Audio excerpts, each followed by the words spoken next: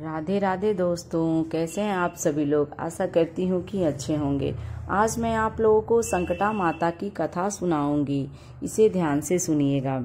एक बुढ़िया थी। उस बुढ़िया का एक बेटा था जिसका नाम था रामनाथ। रामनाथ धन कमाने के लिए परदेश चला गया।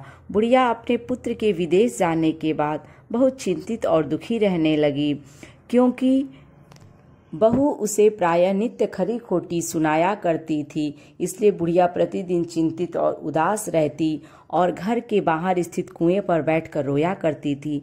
बुढ़िया का यह क्रम रोज चलता रहा। एक दिन कुएं में से दिए की माँ नामक एक स्त्री निकली और उसने बुढ़िया से पूछा, बूढ़ी माँ, तुम इस तरह बैठकर क्यों रोती हो? तुम्हें किस बात का कष्ट है? तुम मुझे अपना दुख बताओ, मैं तुम्हारे दुख दूर करने का प्रयत्न करूंगी। बुढ़िया ने उस स्त्री का प्रश्न सुनकर कोई भी जवाब नहीं दिया और रोती ही रही। दिए की माँ बार बार एक प्रश्न दोहराती जा रही थी। वह बुढ़िया इस बात से झुंझुला उठी। उस बुढ़िया ने दिए की माँ से कहा, तुम मुझे बार बार ऐसा क्यों पूछ रही हो? क्या सचमुच ही तुम मेरा दुख जानकर उसे दूर कर दोगी? बुढ़िया के बात सुनकर दिए की माँ ने उत्तर दिया, मैं अवश्य ही तुम्हारे कष्टों को दूर करने का प्रयत्न करूंगी। बुढ़िया ने दिए की माँ से ऐसा आश्वासन पाकर कहा, मेरा बेटा कमाने के लिए परदेश चला गया है। उसके पीछे मेरी बहू मुझे बहुत ही बुरा भला कहती रहती है। यही मेरे दुख का कारण है। बुढ़िया की बात सुनकर दिए की माँ ने कहा, यहाँ के वन में संकटा माता रहती हैं। तुम अपना दुख उनसे सुनाकर कष्ट से छुटकारा पाने के लिए प्रार्थना करो। माँ बहुत दयालु हैं, दुखियों के प्रति बहुत सहानुभूति रखती हैं। निसंतानों को संतान, निर्धनों को धनवान, निर्बल को बलवान और अभागों को भाग्यवान बनाती हैं। उनकी कृपा से सौभाग्यवती स्त्रियों का सौभाग्य अचल हो जाता है। कुंवारी कन्याओं को अपने इच्छित वर की प्राप्ति होती है। रोगी अपने रोग से मुक्त होते हैं। इसके अलावा जो भी मनोकामना हो वह सभी को पूरा करती हैं, इसमें कोई भी संदेह नहीं है। दिए की माँ से ऐसी विलक्षण बात को सुनकर बुढ़िया संकटा माता के पास गई और उनके चरणों पर गिरकर विलाप करने लगी। संकटा माता ने बड़ी ही दयालु होकर बुढ़िया से पूछा, बुढ़िया, तुम किस कारण इतने दुख से बार बार रोती रहती हो? बुढ़िया ने कहा, हे माता, आप तो सब कुछ जानती हो, आपसे तो कुछ भी छिपा नहीं है। आप मेरे दुख को दूर करने का आश्वासन दें तो मैं अपनी दुखद गाथा आपको सुनाऊं। बुढ़िया की बात सुनकर संकटा माता ने कहा, मुझे पहले अपना दुख बताओ। दुखियों का दुख दूर करना ही मेरा काम है। संकटा माता के ऐसा कहने पर बुढ़िया ने कहा, हे माता, मेरा लड़का परदेश चला गया है। उसके घर में ना रहने से मेरी बहू मुझे बहुत तरह तरह की सुनाया करती है। उसकी बातें मुझसे सहन नहीं होती। इसी कारण परेशान होकर मैं बार बार रोया करती हूँ।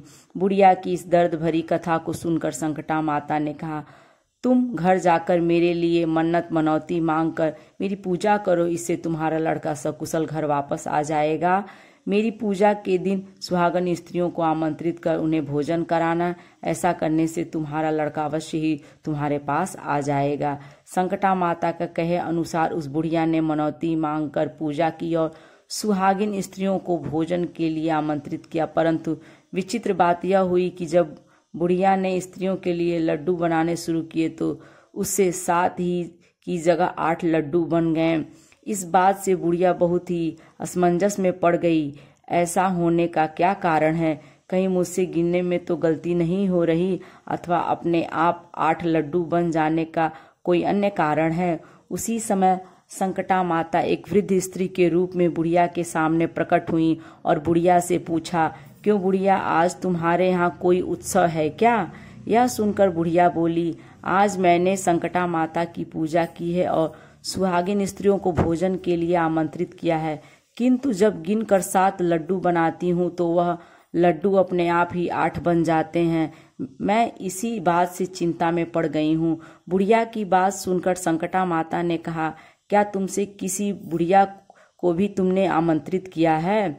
बुढ़िया कहने लगी, नहीं, मैंने ऐसा नहीं किया, परंतु तुम कौन हो? संकटा माता ने कहा, मैं बुढ़िया हूँ, मुझे ही आमंत्रित कर लो। ऐसा सुनकर बुढ़िया ने उस बुढ़िया रूपी धारी संकटा माता को भोजन के लिए आमंत्रित कर लिया। इसके बाद बुढ़िया के घर पर सभी आमंत्रित सुहागनें आ पहुंची और बुढ़िया ने सबको लड्डू तथा अन्य मिठाई आदि का भोजन कराया। इससे संकटा माता उस बुढ़िया पर बहुत ही प्रसन्न हुई और माता की कृपा से उस बुढ़िया के बेटे के मन में अपनी माता और पत्नी से मिलने की इच्छा उत्पन्न हुई और वह अपने घर के लिए चल दिया। कुछ दिन बीतने के बाद वह बुढ़िया संकटा माता की पूजा कर सुहागिनों को भोजन करा रही थी कि किसी ने उसके लड़के के आने की सूचना दी, लेकिन बुढ़िया अपने काम में लगी रही। उसने कहा, लड़के को बैठने दो, मैं सुहागिनों को जिमा कर अभी आती हूँ। लड़के की बहू ने पति के आने का समाचार सुना। उसी क्षण पति के स्वागत के लिए तुरंत घर की ओर चल दी। लड़के ने अपनी पत्नी को देखकर मन में सोचा कि मेरी स्त्री मेरे प्रति कितना प्रेम करती है, जो खबर पाते ही मुझसे मिलने आ गई, परंतु मेरी माँ तो मुझ पर जरा भी मुझसे प्रेम नहीं करती। मेरे आने की खबर पाकर भी मेरी माँ मुझसे मिलने नहीं आई। जब पूजा का काम समाप्त हो गया, सभी सुहागिनें भोजन करके अपने अपने घर को लौट गईं। बुढ़िया अपने बेटे से मिलने के लिए उसके पास पहुंची। माँ के आने पर लड़के ने पूछा, माँ अब तक कहाँ थी? माँ ने कहा, बेटा मैंने तुम्हारी कुशलता के लिए संकटा माता से मनौती मांग रखी थी, उसी को पूरा करने के लिए सुहागनें जिमा कर रही थीं। संकटा माता की कृपा से उसका मन अपनी पत्नी से हट गया। उसने माँ से कहा, माँ या तो मैं यहाँ रहूँगा या यह रहेगी। बुढ़िया ने कहा, बेटा तुम्हें मैंने बड़ी कठिन तपस्या से पाया है, इसलिए तुम्हें छोड़ नहीं सकती, इसलिए चाहे बहू का त्याग भी करना पड़े तो मैं कर सकती हूँ। अतः लड़के ने अपनी स्त्री को घर से निकाल दिया। घर से निकलकर बाहर आई तो बहुत दुखी मन से एक पीपल के पेड़ के नीचे बैठकर रोने लगी। एक राजा उधर से जा रहा था। उसे रोता देखकर राजा रुका और पूछा, तुम क्यों रो रही हो? तब उसने अपनी सारी व्यथा राजा को कह सुनाई। राजा ने कहा, आज से तुम मेरी धर्म बहन हो, इसलिए रो मत। मैं तुम्हारे सभी संकटों को दूर करने का प्रयास करूंगा। यह कहकर राजा उस स्त्री को अपने महल में लेकर आ गया। महल जाकर राजा ने रानी को सारी कथा सुनाई और रानी को कहा, देखो आज से मेरी यह धर्म बहन है, इसी महल में रहेगी और इसको किसी भी प्रकार का कष्ट नहीं होना चाहिए। राजा के यहाँ पहुंचकर कुछ दिन बाद धर्म से प्रेरित होकर रामनाथ की स्त्री ने भी संकटा माता का व्रत आरंभ कर दिया और संकटा माता के निमित्त सुहागिनों को भोजन कराने के लिए आमंत्रित किया। उसने रानी को भी आमंत्रित किया। तब सभी सुहागिनें लड्डू खाने लगी तो रानी ने कहा, मुझे तो रबड़ी, मलाई और स्वादिष्ट मिष्ठान ही हजम होते हैं, यह पत्थर समान लड्डू कैसे हजम होंगे? ऐसी अवहेलनापूर्ण बातें कहकर रानी ने लड्डू खाने से मना कर दिया। कुछ समय बाद संकटा माता की कृपा से रामनाथ अपनी पत्नी को खोजते हुए राजा के महल में आया। वहां आकर अपनी पत्नी को संकटा माता की पूजा करते हुए देखा तो संकटा माता को हाथ जोड़कर प्रणाम किया और अपनी पत्नी से कहा, प्रिय मेरे अपराध को क्षमा करो।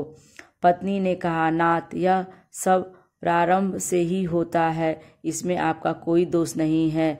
आप मेरे ईश्वर रूप हो, मेरे ही अपराध को क्षमा करें। यह कहकर दोनों ने विधि पूर्वक संकटा माता का व्रत कथा सुनी, संकटा माता की पूजा की। पूजा को समाप्त कर सुहागिनों को जिमा कर दोनों पति पत्नी अपने घर की ओर प्रस्थान के लिए तैयार हुए।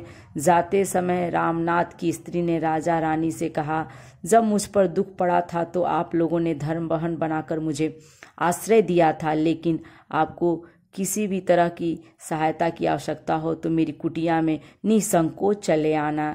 ऐसा कहकर दोनों पति पत्नी अपने घर चले आए। संकटा माता के प्रसाद का निरादर करने के कारण रानी पर भारी संकट आ पड़ा। रामनाथ की बहू के जाते ही उसका राजपाट नष्ट हो गया। ऐसी विपत्ति में पड़कर रानी ने राजा से कहा, ना मालूम वह तुम्हारी धर्म बहन कैसी थी, उसके यहाँ से जाते ही सब कुछ नष्ट हो गया।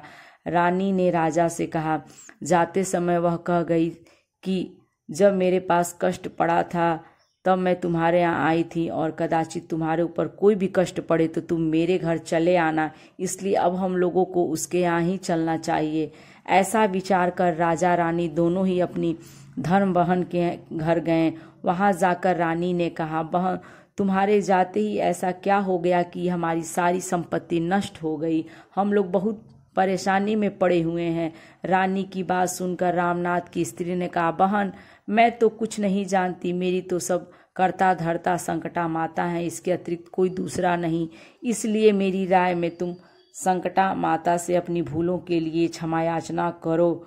उन्हीं की मान मनौती से तुम्हारा काम बन जाएगा, तुम्हारे सारे बिगड़े काम अपने आप सुधर जाएंगे। रामनाथ की स्त्री की बातें सुनकर रानी ने श्रद्धा भक्ति से संकटा माता का व्रत किया और सुहागिनों को जिमा कर अनजाने में हुई अपनी सब भूलों के लिए संकटा माता से बार बार क्षमा मांगी।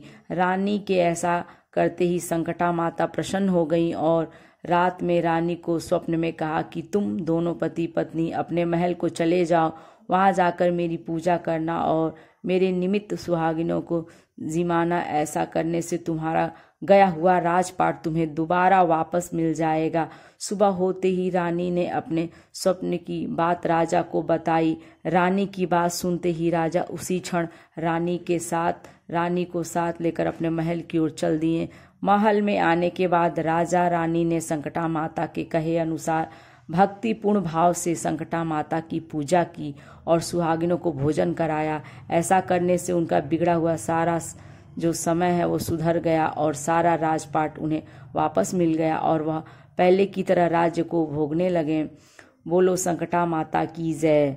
यदि ये वीडियो आपको अच्छी लगे तो लाइक करें और यदि मेरे चैनल पर आप नए हैं तो इसे सब्सक्राइब करें।